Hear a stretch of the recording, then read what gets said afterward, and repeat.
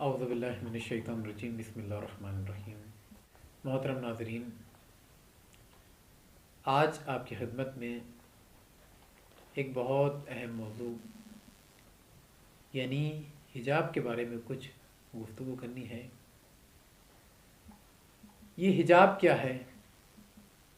پروردگار عالم سورہ نور کی آیت نمبر 31 میں ارشاد فرماتا ہے کہ رسول کہہ دیجیے مومنہ عورتوں سے کہ وہ اپنی نگاہوں کو نیچا رکھیں اور اپنی عفت کی حفاظت کریں اور اپنی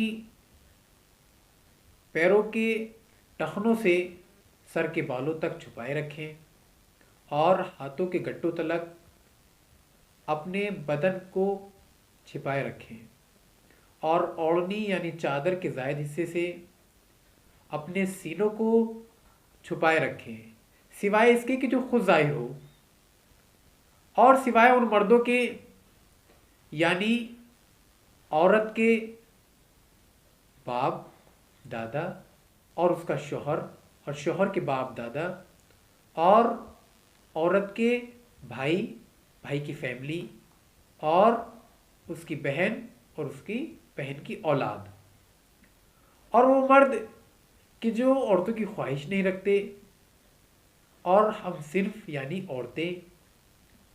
اور آگے پھر پروردگار ارشاد فرماتا ہے کہ رسول کہہ دیجئے کہ جب وہ گھر سے باہر نکلے تو اپنے قدم کو اتنی زور سے نہ رکھیں کہ ان کی عفت ظاہر ہو جائے۔ تو پروردگار عالم نے یہ حکم دے دیا۔ اب پردے کے اور حجاب کے یعنی اہم مفہوم کیا ہے؟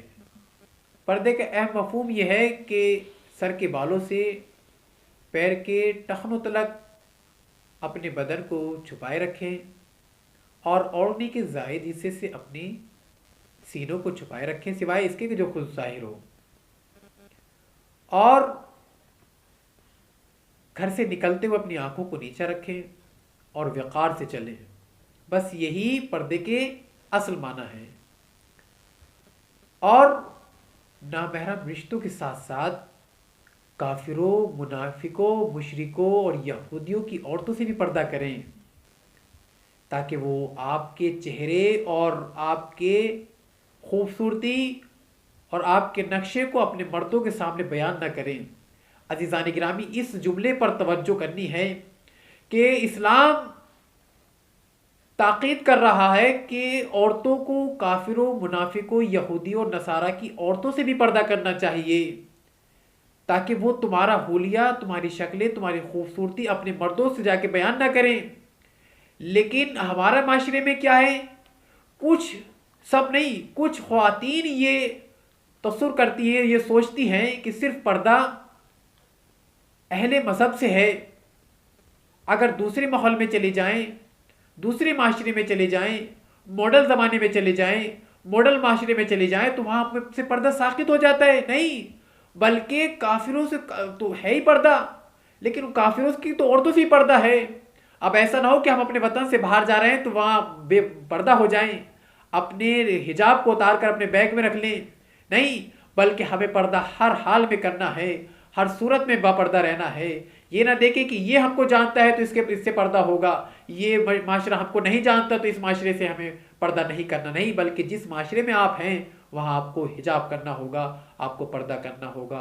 اور یہی وجہ تھی کہ رسول صلی اللہ علیہ وسلم نے ارشاد فرمایا کہ جب اپنے گھر سے باہر نکلو تو اپنے لباس اور اپنے بدن کی حفاظت کرو تاکہ ذلیل و پست افراد کی نگاہوں سے اپنے بدن اور لباس کو ان کی نگاہوں کا نشانہ نہ بننے دو، اور اپنی عزت و عفت کی حفاظت کرو۔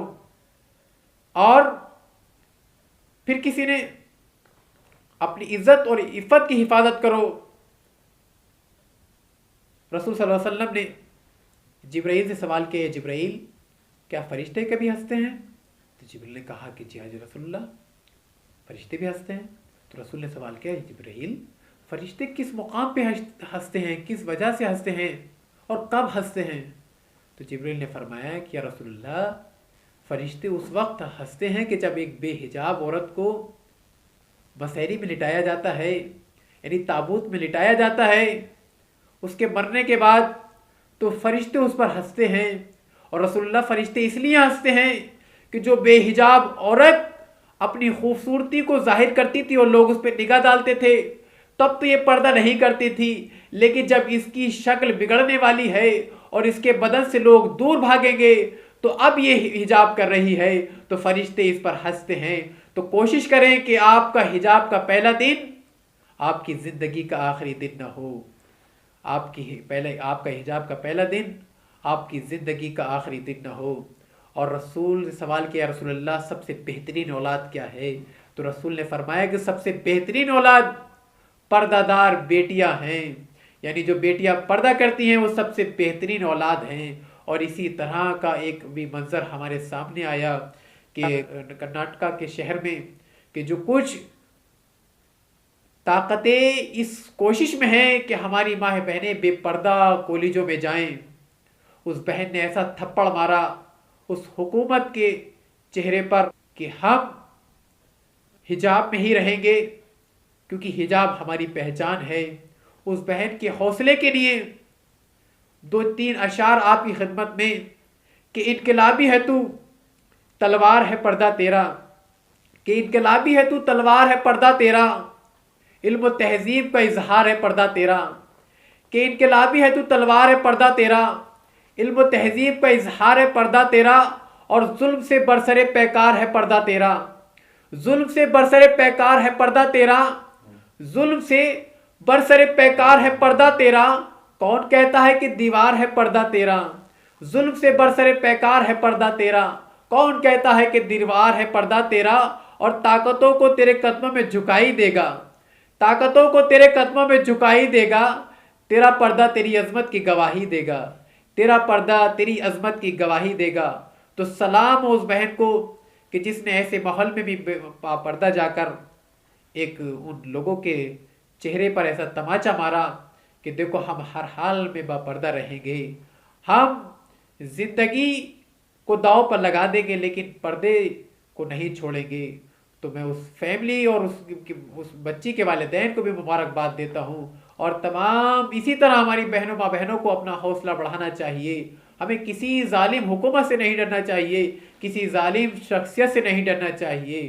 بس یہی، خدا حافظ، وسلام، فی امان اللہ، التماس دعا۔